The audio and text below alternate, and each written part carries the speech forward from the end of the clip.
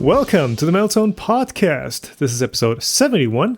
I'm Tom. And I'm Stefan. And I'm finally back from OpenSauce, a really interesting Maker Vidcon event that just happened a couple of days back in San Francisco, which I'm going to talk about and how it's probably different from rep festivals and what I really enjoyed about it.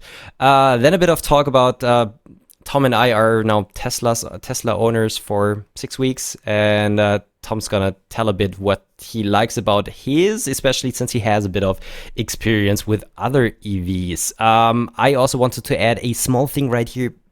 What I really enjoy about EVs is that I charge everything with my solar system, and how you can use your own solar system to charge your EV the most efficient way. Then going back to 3D printing topics, Ankermake is going to release a new lower price machine, the M5C, and we're gonna talk a bit about that in a second. And on kind of a tangent, since, I don't know, reviews for the M5 were sometimes kind of paid by Anker, we talk about how long we should should hold a grudge against companies that do things differently and maybe not to the liking of the community. And a review that was definitely not paid for was mine about the Mark IV, where it didn't get away with the best recommendations.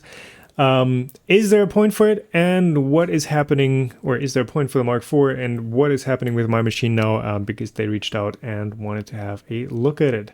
But moving away from the plastic squirting machines that we use, we looked up a couple of use cases for 3D printing where it's actually being used out in the industry, and not just for one-off parts, but for actual series production. Automotive, first and foremost, it's enabling stuff that couldn't be done any other way. And finally, one question from you guys. Why is Marlin called Marlin? We tried to explain. Stefan, you're back. You look fresh as ever. You've been on quite the trip through the US again. Yeah. Well, it wasn't as bad as last time or as much traveling. Yeah, but I've been to OpenSauce last week. Yeah, I got back last weekend, yeah. Last week, Wednesday. So OpenSauce was from like the time of recording now 10 days ago. Or not even 10 days ago. 8 days ago. But it's essentially like a not quite a successor to the what's it called? Bay Area Makerfair, but that's happening again. Bay Area Makerfair is back. Yeah. So nobody really knew what to expect, and even us creators and even me, like talking to Will, who did a lot of the organizational work and was his event, like, essentially, right? The mastermind behind the event. Nobody really knew what to expect, and I was seriously blown away about the amount of organization they did. So OpenSauce happened in San Francisco at, I think, Pier 35 or 39 at the piers, very close to Fisherman's Wharf. 8 days ago, and it was basically a Makerfair plus Vidcon, which means that, well, at a Makerfair you have a ton of interesting projects, you have a bunch of exhibitors showing off their stuff, and the combination here was really interesting because I think in the end 80 or almost like 100 creators were there, from Mark Rober to Joel Telling to Angus was there. Angus was there all the way from Australia. Yeah, for him traveling internationally is further than for anyone else. Yeah. So, and this was the interesting part. I thought that not a ton of creators would be like roaming the show floor, but you could always just see people there and talking to visitors and taking a look at exhibitions and taking part in events that happened there, be it like racing cars or I did 2 discussion panels on the main show floor. So for visitors, it was nice because they were able to see really interesting stuff being exhibited, but they also had the chance to see or even talk to the people that they have been following for years on YouTube, which was so nice. For me, it's I'm always sort of, I don't know, afraid or I don't feel like in the right place if I put myself on a pedestal and I'm like, hey, come visit me, talk to me. Because I always feel like I'm just the messenger. But yeah, it's the fascination of people who put out content and put out so much stuff that I mean, for me in the other way too, like I watch YouTube channels too, and meeting the people that make those would be cool eventually, because I mean I appreciate what they do, I appreciate how they do it. Dude, I met Cody from Cody's Lab, who was probably like one of the first YouTubers I subscribed to, almost like 12, 13, 14 years ago, which was really crazy. I tried out Ren's One Wheel and didn't break myself. He was there too. Yeah, he was there too.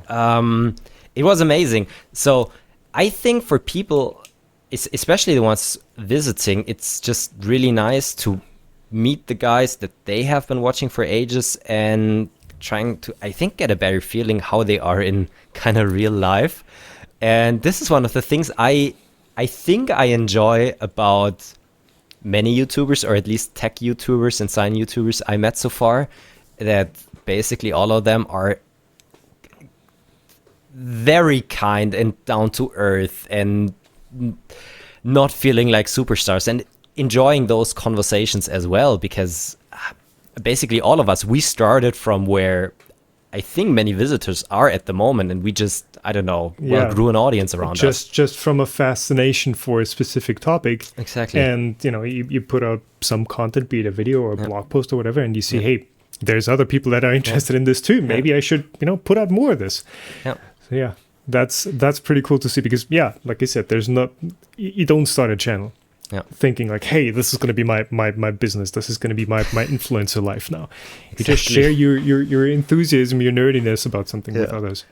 Well, for years we barely made a penny with that, and just at some point we were able to like afford going to events like this and kind of afford just working on videos. And yeah, that's the nice thing. And so before, I've only visited rap festivals, and rap festivals are always really nice. But of course, the main topic there is 3D printing.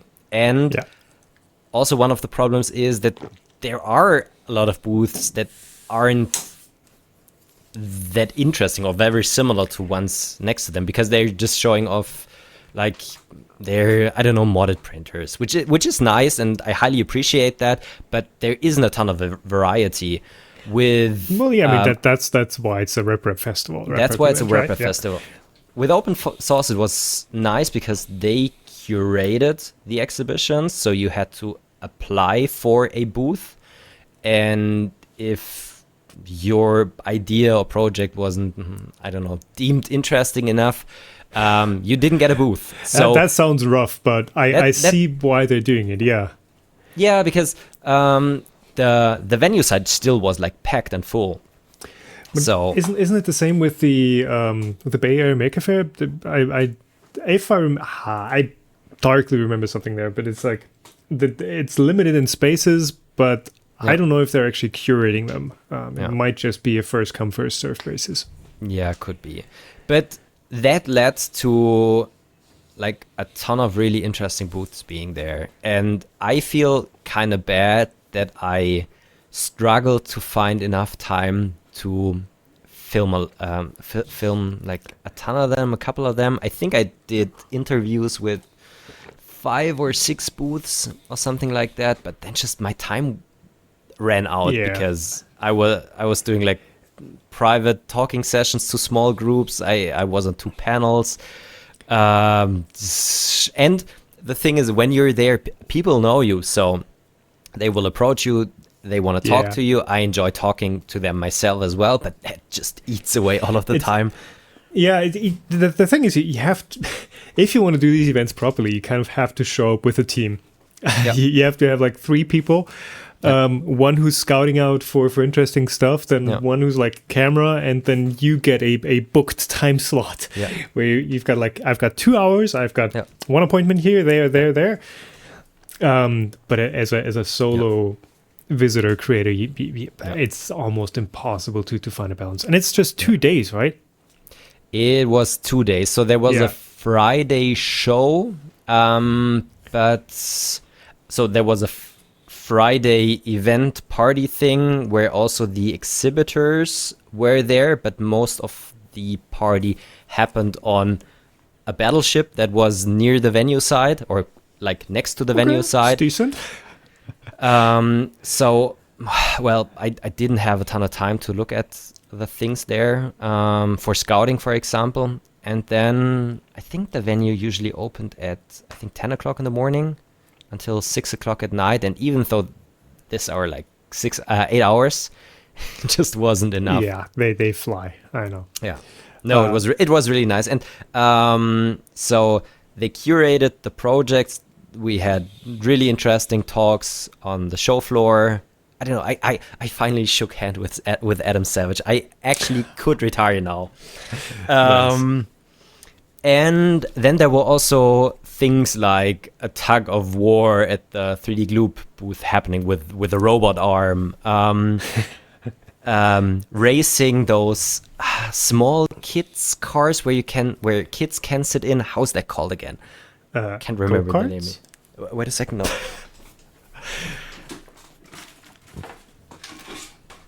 What are you grabbing now? I'm grabbing now my custom schedule that I got handed out. Power wheel racing. Sorry. Right. Yeah. Power wheel racing. That was so funny. That was seriously so funny. So I assume they had like tuned ones there. They had tuned ones, so we were able to use the power wheels from the guys who built them. But it was just so funny. It was seriously funny. With like riding in this undersized car. Unfortunately, mine ran out of battery after 5 or 10 laps, so I couldn't finish. But the other ones had a ton of fun. Yeah, so nice. That was the weekend. I basically didn't hear any negative voices besides maybe the ones that had to wait in line on the first day for 2 hours until they were able to get into the event. But I don't know. It was the first time that this event happened. They can learn something for the next one. Yeah. And I think the next one's even going to be better. I was going to say, like, there is going to be a next one, I assume. There has to be a next one because Will put a ton of money in the event, and he's still, well, it was sold out and everything, but he still lost a substantial amount of money with the event. Well, I bet as a first time thing, you have just so much overhead. You have stuff that doesn't work out as planned. Yeah. And one of the problems, I think, was that they only started planning the event at the beginning of this year when the marketing budgets of the companies were already like assigned, put in place. So it's really hard to find sponsor money for such an event. So it will be happening again next year. They did a short like pre-sale, early bird a ticket sale already at the last day of OpenSauce to, I think, kind of covers some of the expenses or some of the money that Will paid out of his own pocket. But it's probably going to happen again next year. It's probably not going to happen again at the same place because they want to make it bigger, just because there are certain overhead costs that stay the same regardless of if you're having like 5,000 visitors or 10,000 visitors. And I also have to imagine like the Bay Area in general is not the most cost-effective place to host an event like that. But I guess that they're not going to move away from like the area, right? There are rumors. I think I heard like San Jose, I heard Las Vegas, I heard a couple of other places where you're able to easier afford a big place, but also make it cheaper for people to stay in a hotel. Yeah, exactly. That was the other thing. Like not just hotels, but food even is expensive in that area. So. Oh yeah, shit. That was so. The weekend was really expensive. They have. I mean, the area is nice. The food is great if you find the right places. But yeah, it makes you wonder how people can afford to live there when you're already going there for a weekend and you're like, damn, this is a lot. And I think this is one of the problems. I heard a couple of negative voices before the event happened of people saying they would never go to the Bay Area because it has been becoming so bad over the last years. Yeah. And I think this is one serious issue, that people that work at Google, Levi's, Facebook, Apple, they earn like 200, 300K a year. Yeah. They can afford an apartment. Where if you're just making six figures, you're one of the poorer bunch there. Exactly. So if you're just working at Starbucks or I don't know, some other like non-tech company, I don't know how you could afford that. Seriously. Yeah. So yeah, that's kind of a bad thing. So it might, even though I just loved the Bay Area and the event happening there, I think it would be better for everyone if it will be happening somewhere else next year.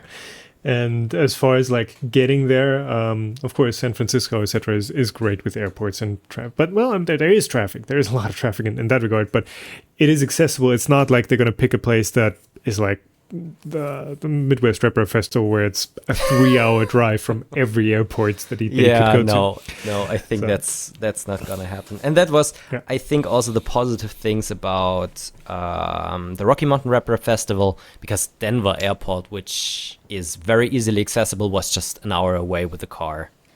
So, yeah. Well, it sucks that you have to fly to places. It would be great if you had like some other way to get there. I don't know, maybe that what's it called? Hypertube? No, Hypertube is something. What's the Musk thing? Yeah. Hyperloop. That's Hyperloop. It. Yeah. But I don't know if that's going to come probably together. Will still take a bit of time until we can travel that way from Europe to the US.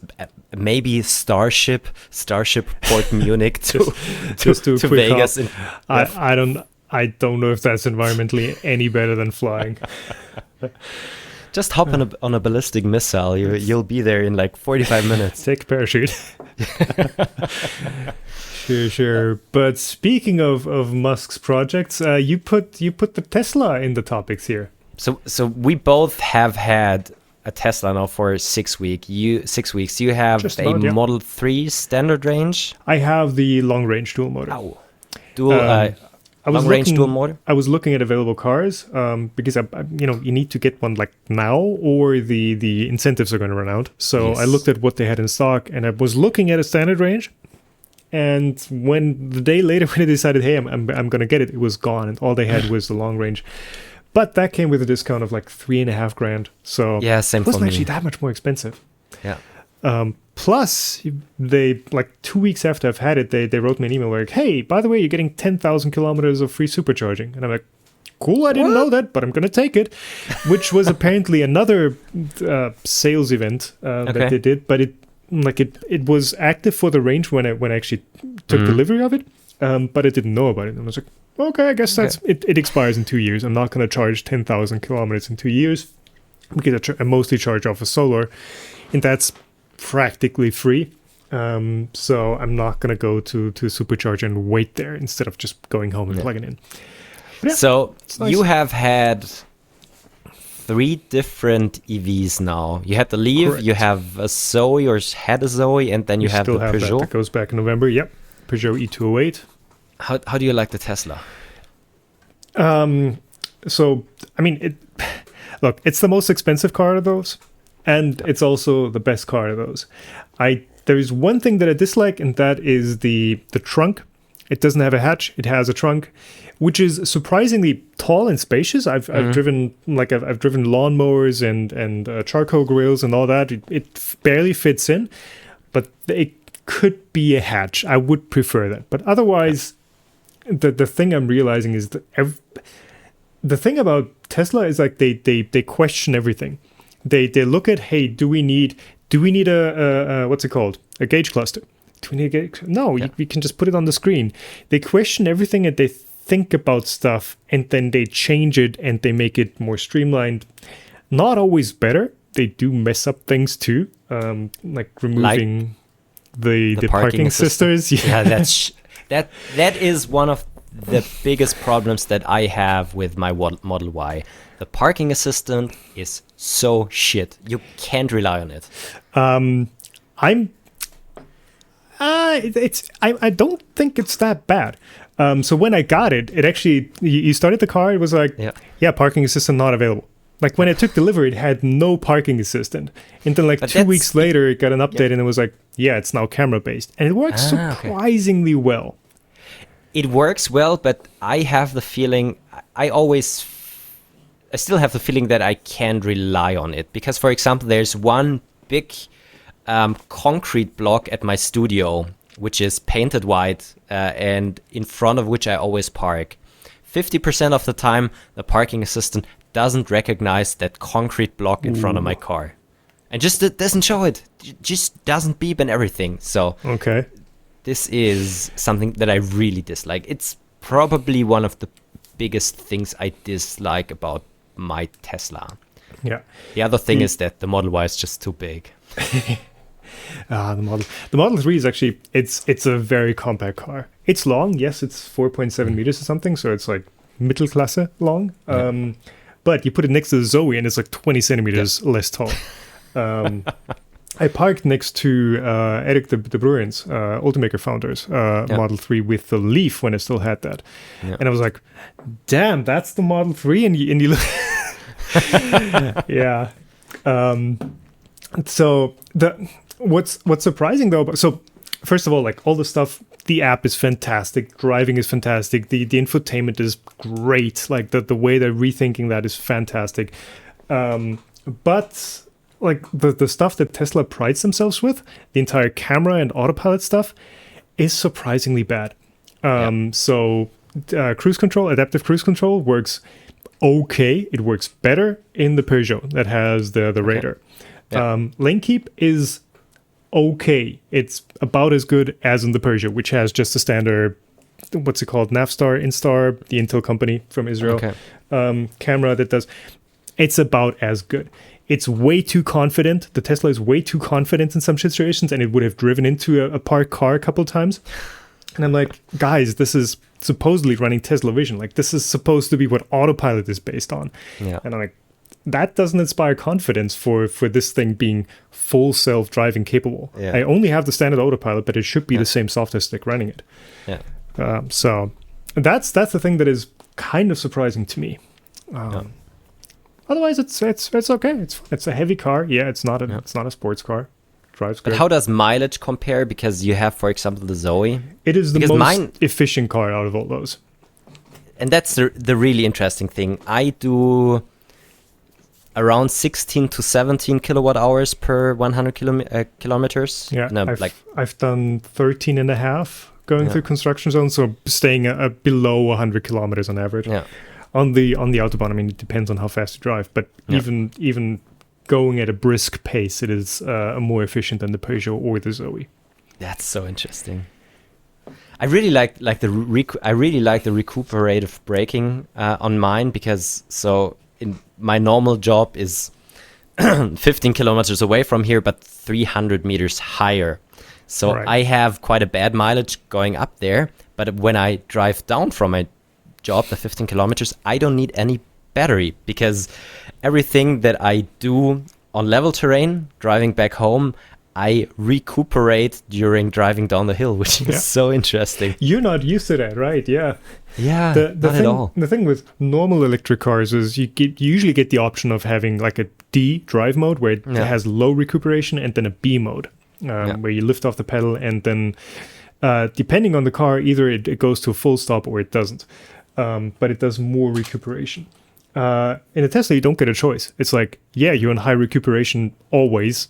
That's the way you're supposed to drive this, and you're going to drive it like this. And it's how I've been driving my other cars too. So they're making good decisions in a lot of places. Yeah. It's good.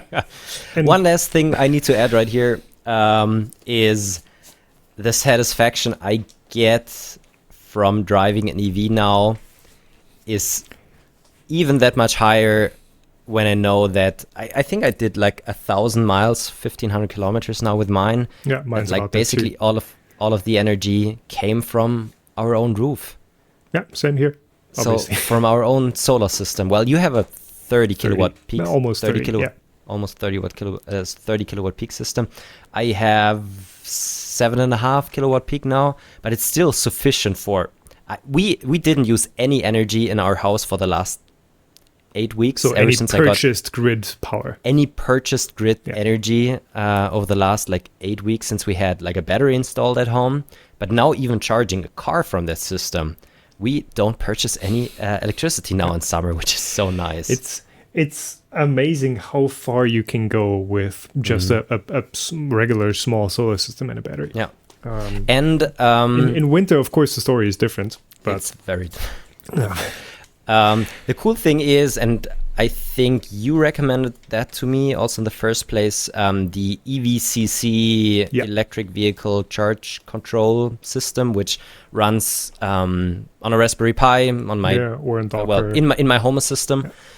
Home Assistant, which manages my wall box, and when we have when we would feed to the grid, it charges into the car, which is just so nice and regulates yeah, regulates charging powers so that we use our own solar energy as well as possible for our own needs. yeah. And So that tool is so nice. So if anyone out there also has an electric vehicle and a wall box that is supported, check out EVCC. It's seriously great.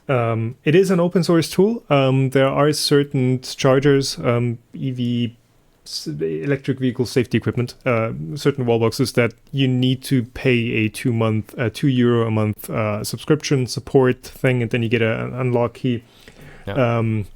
The chargers that I have, which are Ego chargers, Go chargers. Sorry. Ego is the other company that makes the car. They do require that subscription. Yep. But it does work really well. I'm not using it. A friend is using it with the same sort of setup. I've got my own DIY Python-based system that regulates that. But yeah, great software and very flexible. And it's just it allows you to use all the energy you're producing in your own home, which is fantastic feeling. And really the only reason I got a solar battery, because it's just so satisfying. Definitely. Well, what's the capacity of yours? So it's an LG high voltage. It's a 10 or 9.8 kilowatt hour nominal. Yeah, similar to what we have here as well. It's nice. It's maybe too big for without the EV, but now it's really nice because if I'm, for example, at work, I like discharge it all to like 50% the night before I leave to work. Then we use like the 50% of energy until the morning.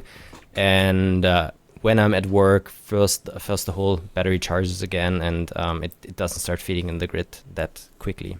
Even though it's probably not the most efficient thing to first charge the battery and then discharge the battery into the car battery again. Well, yeah, if you need the peak charge power, then it's better than buying from the grid, efficiency-wise, definitely. So it's amazing what's possible already.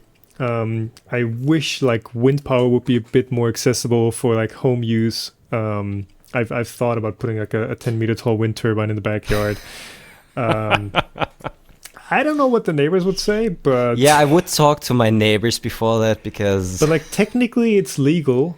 Yeah, up to 10 meters. That doesn't mean that they are not going to bother over the wind noise that you're generating. Well, I was going to build one myself, like a vertical wind turbine, and of course that would be optimized for noise as well. I do have fairly cool neighbors, but I don't want to bother them too much. Use a toroidal propeller. I heard that they're really hip at the moment. Yeah, exactly. All right. So that's that. That's that. Let's get back to 3D printing stuff. Yes. So I put the new Ankermake M5C in there. They wrote me an email. They probably write everyone an email who has some sort of online presence. Like, hey, do you want to review this? And that's the point where I get hellhörig, where I get sort of suspicious, and I'm like, let's see what's up there. Because Anker has not had the best track record when it comes to, how do I say this? Allowing reviewers to be impartial about their products. So that's something that the stock is. It's the M5, right? The stock. The old one, yes, the yeah. M5 or the existing one, the full featured one. Where apparently there was an issue where they required people to sign quite restrictive NDAs. And then for the longest part, all you got was sponsored content about it and no real reviews, because the people that had them weren't allowed to say anything qualifying, or anything negative about the machine, essentially. They were only allowed to talk about the talking points that they were presented. And I hear you've also signed one of those NDAs. Are you allowed to talk about the NDA?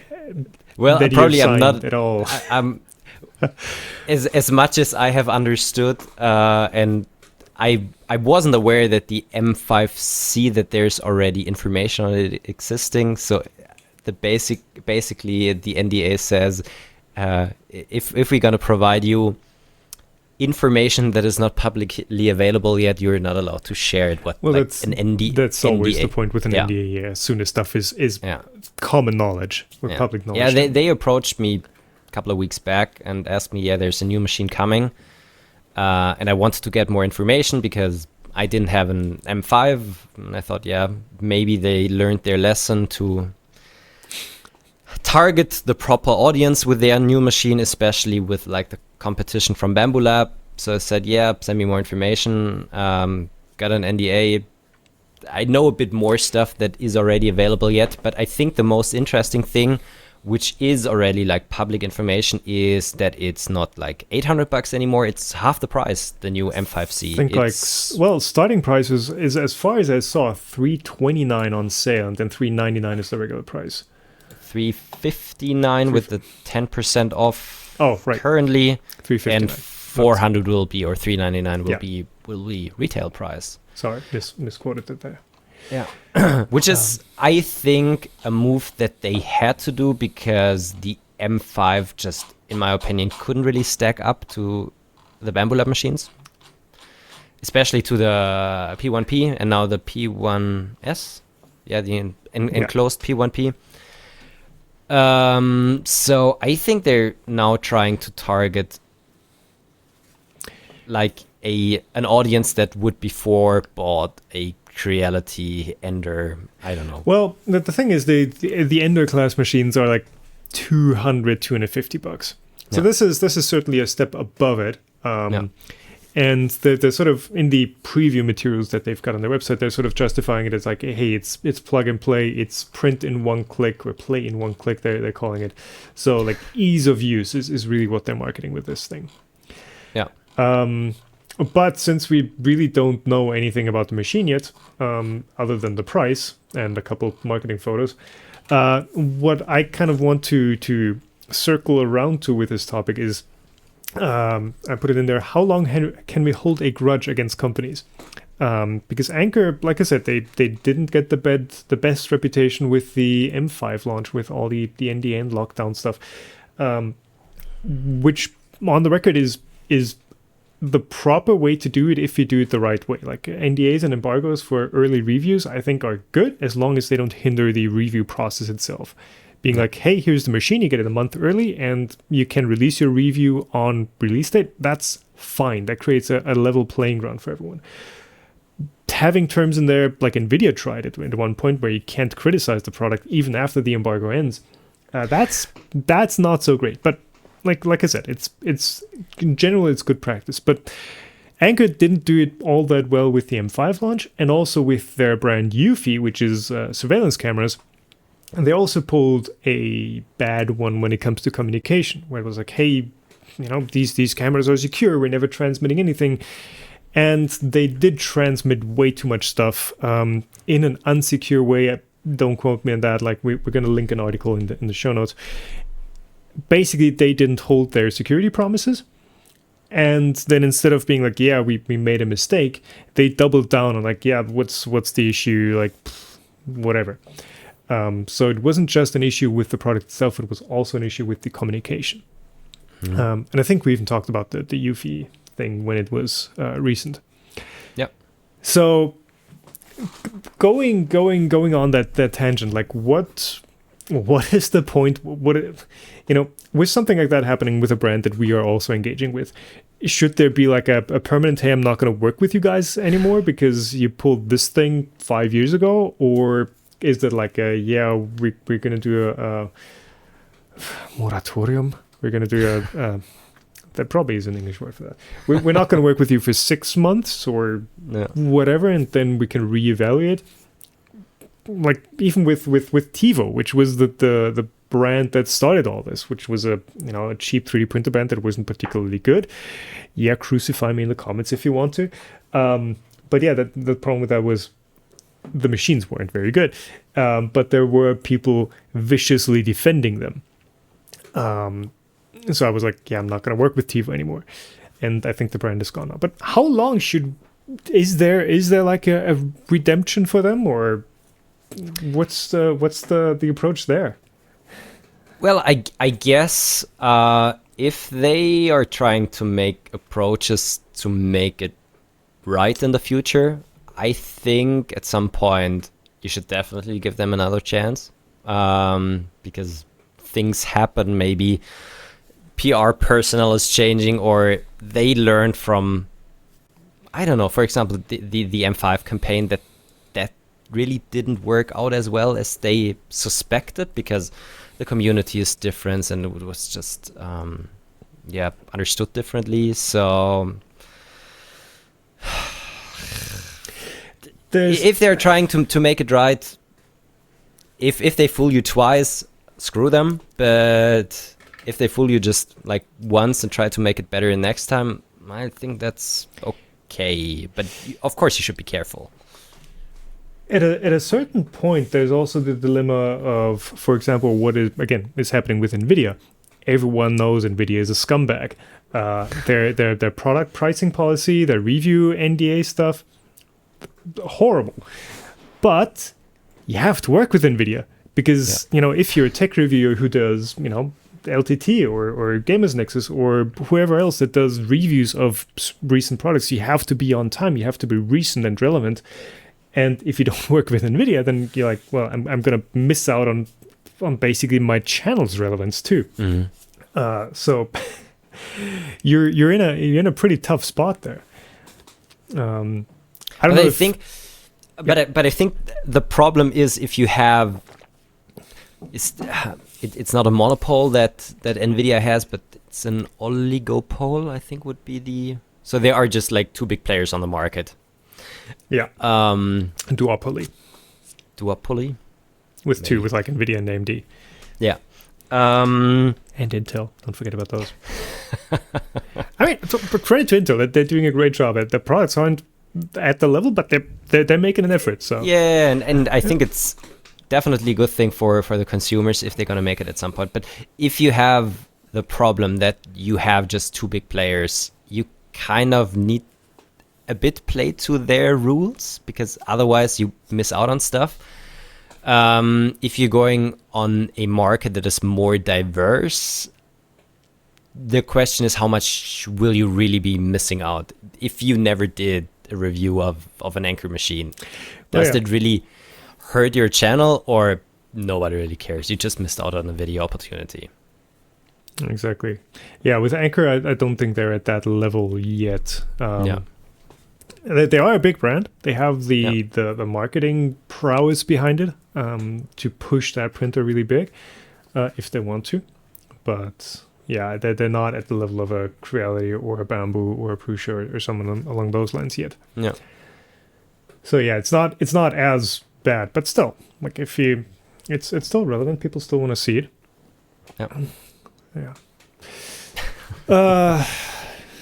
Yeah. So the thing I've come to as a conclusion is like to answer that question, how long can you hold a grudge against the company as a reviewer, as an influencer? God, what a name, what a term.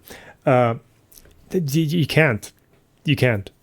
Because at some point, if you're just saying, hey, yeah, I'm not going to work with those guys, I'm not going to work with that guy because like they pulled something 3 years ago, at the end you're going to end up like, hey, I'm going to have my 2009 Marlin, was it even Marlin then Sprinter based Mental 90, which I still have. It's rep firmware now, but you're going to have like some niche old thing that you can talk about, but everything else is like off the table because you're like, nah, I'm not gonna. It's just not viable.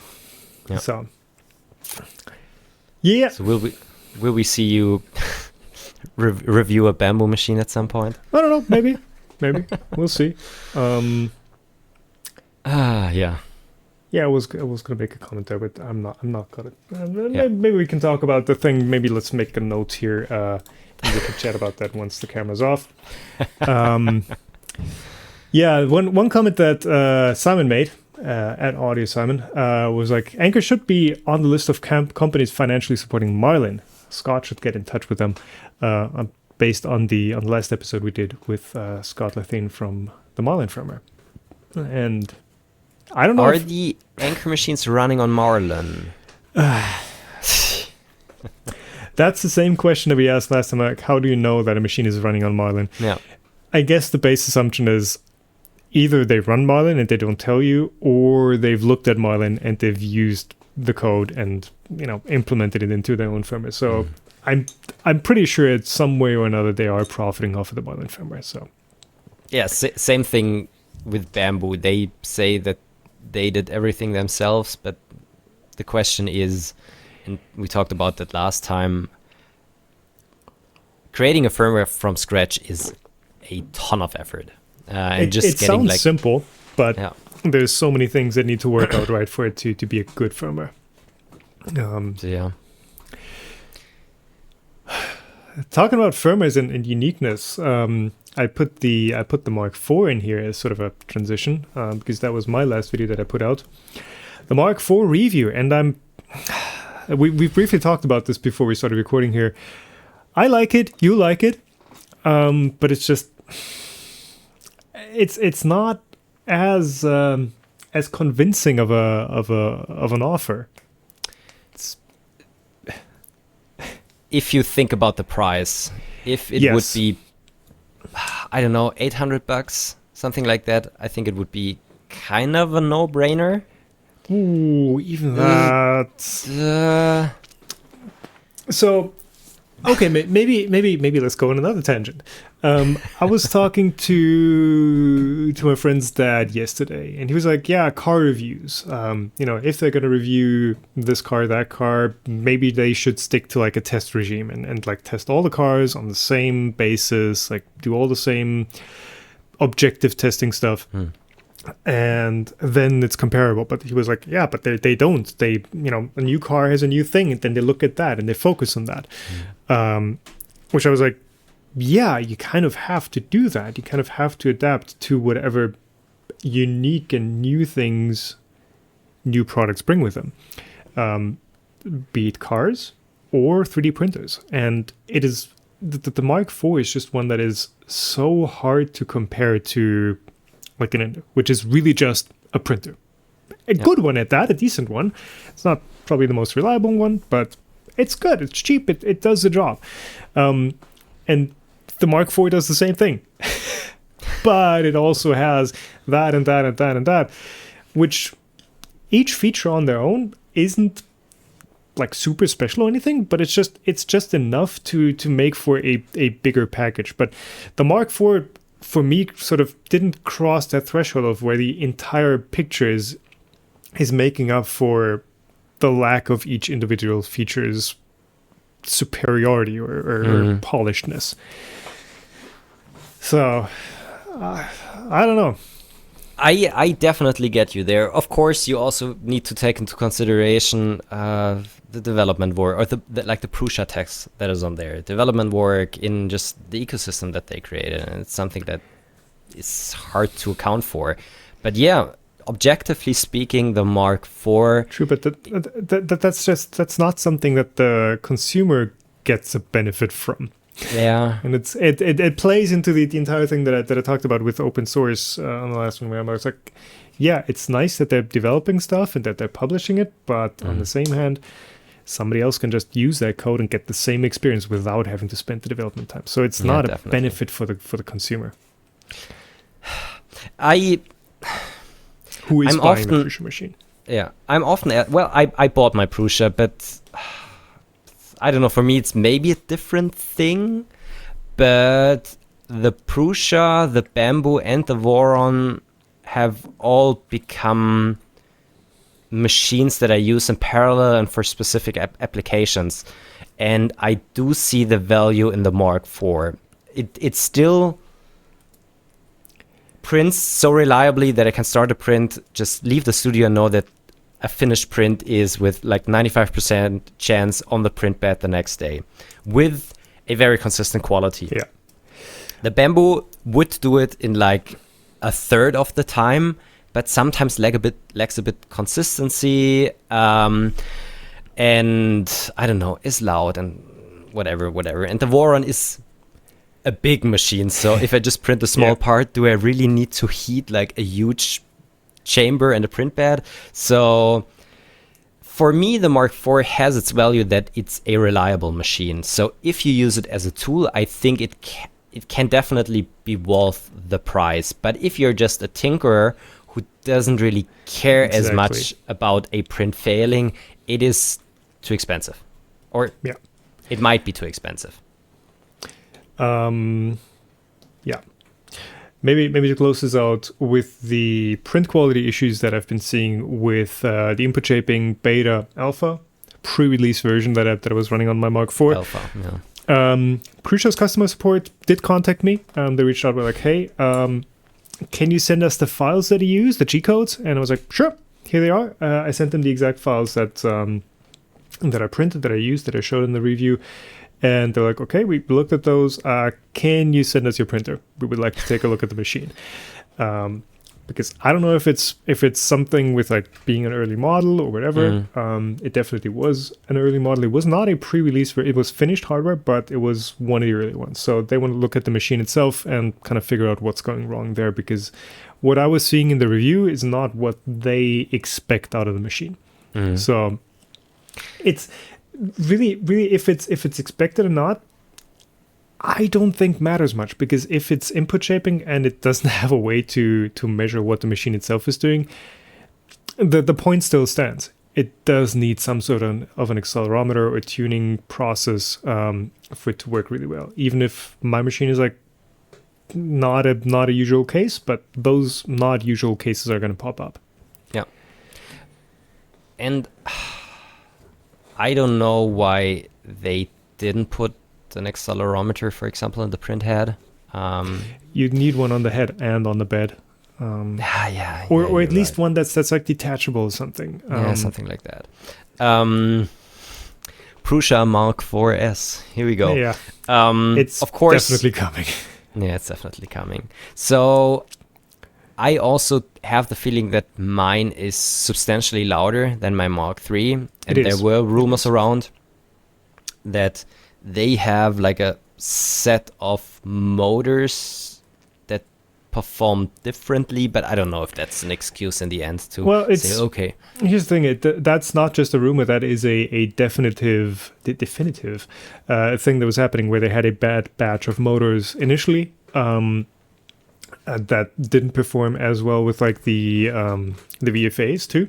Yeah. Though if you contact customer support, they will tell you whether your machine has those motors or not. I did reach out, and mine supposedly, I don't know, they're going to check the machine. Yeah. Mine supposedly has the correct motors, so not the ones that are faulty. Yet it is still louder than a Mark III. Yeah. Mark III on standard mode. The Mark IV doesn't have sound as standard anymore. It's just a default. So it is definitely louder than the Mark III. Yeah. Noticeably. Not like it's annoying loud, but it is noticeably louder. Okay. Yeah, same for me.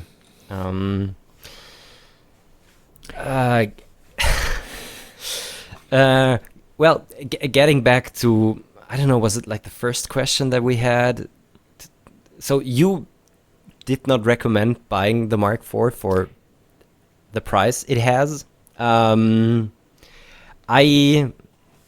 in a way, feel like a Prusa shill if I like formulate it this way. I think if you need reliable prints as a business and if printing hours are expensive for you, I think it is worthwhile. I really enjoy using mine, but the question is if it's 1,200 euros worth. That's the exact point that I tried to formulate in my video, where I was like, yes, there is certainly an application for the Mark IV. There are use cases where this is the perfect fit, but then again, the Mark III is also a very good printer, and like it doesn't in those applications, the Mark IV doesn't really add much over the Mark III.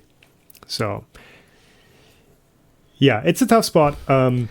I for one are on the topic of redeeming. I'm interested in seeing what they do next, because it's certain that the Betzlinger approach and the Anker is also Betzlinger. So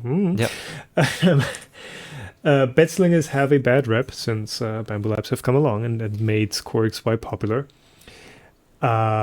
They did hint at having something experimental going on after the Mark IV is out. Prusa? Yeah. So well, you could always ask yourself, like, the wall of printers, how is that called? Prusa's yes. These are all like smaller sized Core XY printers, and everyone was asking themselves, why is the Mark IV not just one of these printers off the wall? I talked to people recently, and some say just a Core XY is harder to get right in comparison to a Betzlinger, because like bell tension is more important, that skewers right. And yeah, but with today's tech, with input shaping and stuff, a Betzlinger just maxes out earlier. There's just more headroom on a Core XY if you get it right. So yeah, well, I'm totally sure right. Prusa can do it. I mean, they're making the Excel, so. But still, it's gonna be interesting what they do. If there's gonna be like a new mini variant or a Prusa XL Mini. Yeah, exactly. A Prusa normal size. Let's see. But yeah, they do have to do something. Yeah. But moving on from the plastic squeezing out machines, as a bit of a topic of like looking outside over the über den Tellerrand. Outside the box? It's not outside the box. Looking past what we usually do to describe it. I saw on I think the Google Newsfeed or something, this car company is now using 3D printed stainless parts or titanium parts in production vehicles, and not like a super special vehicle, but just like a standard car. They're now doing this knuckle or this joint's now 3D printed because it's the best approach to manufacture this. And I thought, hey, what are some other things where you've now got like 3D printing actually being used productively? And it turns out, yeah, there is a lot of it. There is quite a lot of it. The first thing that I saw was Barilla are now printing spaghetti. Again, not something that's done in production, but just a cool approach. They're using let me open this up. They're using an existing 3D printer that is paste extrusion, as I see it, the Blue Rhapsody printer, and it makes custom spaghetti shaped stuff. They're probably going to be really expensive. I see something like that in like a Michelin star restaurant, having custom shaped, custom printed spaghetti. Yeah, or high-end catering if it's like a branded event or stuff. Where you have like a company logo on your spaghetti, because they're saying it's like finger food they can print with it. The sauce is inside, and it's like, it sounds cool. It's being used. But on the topic of 3D printing in cars, 3dprint.com had an article on the Cadillac Celestiq, where they're using the world's largest sand 3D printer to print casting cores, sand cores for casting. I was like, this isn't new. This is cool that it's now the world's largest 3D printer. But my dad told me about the new BMW M engines, the S58. They have to use 3D printing for the sand cores because the casting is just too complex to do in literally any other way, with cooling jackets and the internal geometry and all that. There simply is no other way to manufacture this. And I've got an article linked in the, or Stefan, you're going to link it. You do the show notes. Voxel Matters had an article about the S58 engine, which is exactly what my dad was. I don't know if he was part of, but he was in contact with that project at BMW. S58 series production using 3D printing cores. Sand core 3D printing has been around for decades already. For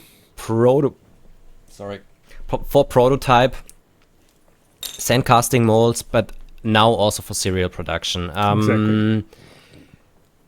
Either because getting like a mold made for your sand cores is impossible or too expensive or would take too much time. This process is super nice because you can design like an engine today, print out sand cores overnight, basically cast them the next day and have like a rough engine block out of the mold within like a couple of days, which I think otherwise wouldn't be possible. Yeah, and still, and that is one-off individual parts where you can completely determine the geometry yourself. You don't have to do like a small series, and you can do one-off parts and experiment with that. Still, with this, this technology is really expensive compared to making those molds conventionally, for example. And this is one of the reasons why we see it in those high power, horribly expensive motors, because with these it's viable and the customer is willing to, in my opinion, to pay the extra amount of money to have a better performing motor in the end. In my opinion, this process is still not viable for like a Golf, for example, a Jetta, or a, I don't know, Ford F-150, because if you really need to get prices down, additive manufacturing is just still too slow. And I think this might also be another reason why it's only used in these engines, because they don't produce as many as, for example, for the F-150. Because it's expensive, it's slow, so you use it in those special motors and not in like really big serial production, because that would make the engines too expensive and maybe not even you wouldn't be able to produce as many as you need. But it's cool that this is possible and that this technology helps to squeeze like the last bit of performance out of such a car or such an engine. It's always that slope, which, if you go on another tangent, like efficient market theory, it's always that slope. If you have something that you pay a bit more for, you're going to get something that is better, be it in materials, in manufacturing processes, in whatever. But there's, a lower end product, you're going to be able to use lower end processes for it that are going to be cheaper. And I just think that it's cool that 3D printing is in there and it is a viable option. Again, because if something is more expensive but it's not better, then it's not going to exist in an efficient market.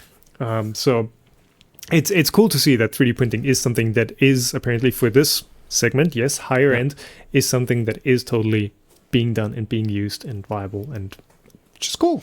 Yeah, and the thing is, this is a way that companies can get experience in these new processes and help make them more efficient, cheaper, and maybe in the future even usable for lower price cars, higher volume production, and things like that. So the buyer of a BMW M class is kind of like subsidizing that technology a little bit. BMW fans hear that. It's the M GmbH models, not an M class. Yes, it's the engine that's used in the BMW M3, M4, and X3M and X4M, and apparently also the M2. Yeah. So that's really cool. And I see kind of the same thing. So with my background in aerospace, it's really hard to get 3D printing into products because it's expensive, but you need to start at some point because otherwise you will never get experience to use it at some point in a higher volume production or in more critical parts. So we're currently trying to find these unicorn products where additive manufacturing currently already makes a ton of sense to get experience with the process, to make it cheaper, to make it more reliable, to use it in the future in a just wider variety of products. Yeah, which is nice. And eventually you get a scaling effect, not to a level where it's like cheaper than just base level cast parts, but you get a scaling effect, and it is going to be more affordable and going to be able to be used more widely. And if you have the experience at that point, you're ahead. It's just I'm looking at the figures here and I'm like, oh, the M3 is going to make 473 horsepower out of this, which I'm like, so. Maybe one last thing right here. Applications of additive manufacturing, like consumer products. A friend recently sent me an image. He's a pharmacist, and they bought like a new horribly expensive IR measuring device to distinguish different substances, and the holder for, I don't know, accessories for that thing was 3D printed. And he since he knows me and he knows a bit of the process, he already complained to me that the quality was so bad. But this company is, since this is like low volume production, they're using additive manufacturing for accessory holders that they don't need to manufacture expensive molds, which in the end makes also the end product cheaper for the consumer. It's still horribly expensive, but it is going to be a bit less expensive than if this was another custom injection molding part. Yes, especially at small scale. Yeah. And you do see that quite often now, where you open up some high-end part or some high-end product, and it's like, well, this thing looks like it's printed on an, I don't want to throw shade there, but it looks like it's printed on an Ender 3. Which might be totally fine for what it's doing, like if it's some bracket or something, but it does look ill-fitting, but it's the most reasonable thing to do. So makes sense. And I just one last thing. Really, just one last thing. When I was at Rocky Mountain Rapper Festival, I have seen, LDO made a left-hand orbital extruder. So the orbital is not like symmetric. Right. So we have like a right-hand one and a left-hand one. And the right-hand one has been injection molded for quite a while now, with like glass fiber reinforced nylon. And the new version, the left-handed one, which is probably like way less production volume, they also just 3D printed the housing, which Bondtech has been doing for like ages. I was going to say that, yeah. Yeah, Bondtech is doing the same thing. But the orbiters may be so high in production volume that it made sense to make the housing out of injection molded plastic. But if you know how your 3D printed material behaves, and you can be sure that it's fit for the application, it can work, especially at small scale production. So it can totally work, and it can not just work, it can also be a better alternative. For example, I mean, the landing gear parts, I'm sure you've seen those topology optimized titanium printed airplane landing gears.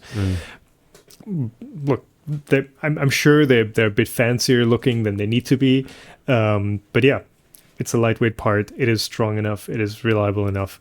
And if you made it conventionally, it would be heavier or not as strong at the same weight. So that's the unique applications that are being enabled. It's cool to see. Yeah, definitely. So maybe let's close it out with one question from Mozai on the YouTubes, saying, I just want to know one thing. Why is it named Marlin? Of course, referring to the Marlin Firmware. who we talked about with Scott in the last episode. Always been curious where the name came from, and you have an explanation that actually makes sense. Well, we both didn't have a clue before we started recording, so we quickly checked Google, of course, and I stumbled over an article on Stack Exchange, and somebody. This is like not a proper source, so we should maybe fact check that with with Scott later. But hey, the explanation sounds good, so it must be true. So that guy was saying, as far as I know, Eric van der Zalm started Marlin. He is from the Netherlands, and Zalm, so his last name translates to salmon. One of the design goals of Marlin was to make it faster than the other firmwares available at that time. And the Marlin, which is a fish, is a very fast swimming fish. So maybe his last name, a fishy thing, make it faster, Marlin. Yeah, that's where it might be coming from. Yeah, and the fishy thing is something that is sort of a common theme throughout throughout 3D printing firmwares and stuff. So sailfish is also something that is that has been named after that. But mainsail, the clipper interface. Sail, yeah, nautic terms there. Though before that, the firmware names were a bit less nice. So that there's been Clement's firmware. Sprinter is, of course, what Marlin is sort of directly based on, a direct successor of it. Goebbels around. Teacup was one that was used back in the day. RepRap firmware? RepRap firmware is still around. But I'm trying to remember, was RepRap firmware like an actual firmware back then for like the Sanguni Nululunu? For like the very early boards? I have no clue. So I started on Marlin 8 years back. Back in my day, we used Sprinter. And Sprinter was a new thing, actually. So... Yeah, so we're gonna fact check with Scott on that, and I'll just put a link down in the description if we get some better sources on the origins of the name for Marlin firmware. Yeah, though as far as I understand it, Scott wasn't always around with Marlin. So I don't know if he was involved in the name finding process. I don't think so. But he probably should know. We might find out. Yeah. All right. That's everything done for this one. So broad range of topics. Glad to have you back, safe and sound, back home and back on the recording seat. Yes. Happy to be here again. Nice. So thank you to everyone for listening, watching, liking this episode, subscribing on the YouTubes, and adding us to your podcast feed on your preferred podcasting platform. Yep. If you want to support us, you can do so. There are links to our own patrons down in the description. And thank you for your time. See you guys in the next one. Thank you for yours. Bye-bye.